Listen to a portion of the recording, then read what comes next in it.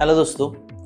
Hair transplant में बहुत सारे मिथ्स होते हैं और बहुत सारे फैक्ट्स होते हैं। ऐसे कुछ मिथ्स होते हैं जिसके कारण आप डरते हो कि हेयर ट्रांसप्लांट मुझे करना है या नहीं करना है। तो आज हम ऐसे ही कुछ मिथ्स और फैक्ट्स में उसको डिस्क्लोज करेंगे। हेलो दोस्तों, मेरा नाम है doctor Nitin Maske. I am a dermatologist and hair transplant surgeon at hair derma clinic Baner Pune. Myths and facts में आज हम पहला टॉपिक डिस्कस करते हैं कि हेयर ट्रांसप्लांट परमानेंट होता है या उसके भी बाल धीरे धीरे झड़ सकते हैं। तो दोस्तों, आपको hair thinning after puberty start होती है, जैसे कि 16 ईयर्स और 18 ईयर्स के बाद आपका डीएचटी हार्मोन है वो एक्टिव होने लगता है और हमारे हेयर फॉलिकल्स के नीचे वो जाके अटैच होता है। फिर वहाँ के ब्लड वेसल्स थिन होने लगते हैं और धीरे धीरे धीरे हमारी हेयर थिनिंग चालू होती है। तो आफ्टर बर्थ हमारे बाल जो है अप्रोक्सीमेटली 18 ईयर्स 20 ईयर्स या किसी किसी के बाल 25 ईयर्स तक भी अच्छे रहते हैं। फिर धीरे धीरे उसमें थिनिंग आने के चांसेस होते हैं।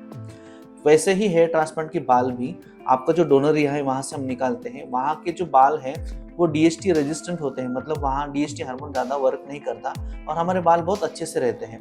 लेकिन आफ्टर हेयर ट्रांसप्लांट आपके जो बाल है, जो हमने न्यू बाल आपको लगाए हैं, वो भी धीरे धीरे थिन होने के चांसेस हैं।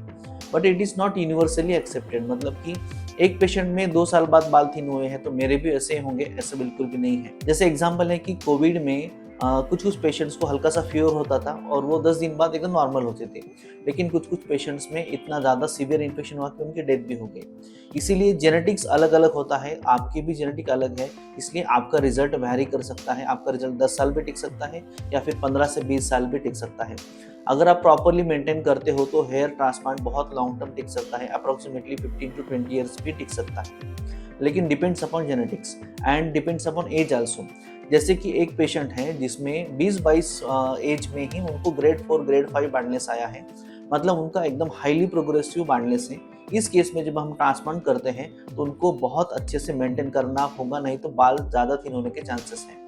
सेकंड केस अगर आप देख सकते हैं जिसमें 35 टू 40 ईयर्स में हल्का सा ग्रेड सेकंड या ग्रेड थर्ड बार्डनेस आया है, उनमें जो रिजल्ट है वो बहुत लॉन्ग टर्म टिकेगा, क्योंकि उनका जो progression of male pattern hair loss है वो बहुत स्लो है, थिन है, इसलिए उनका जो रिजल्ट है वो बहुत लॉन्ग टिकेगा।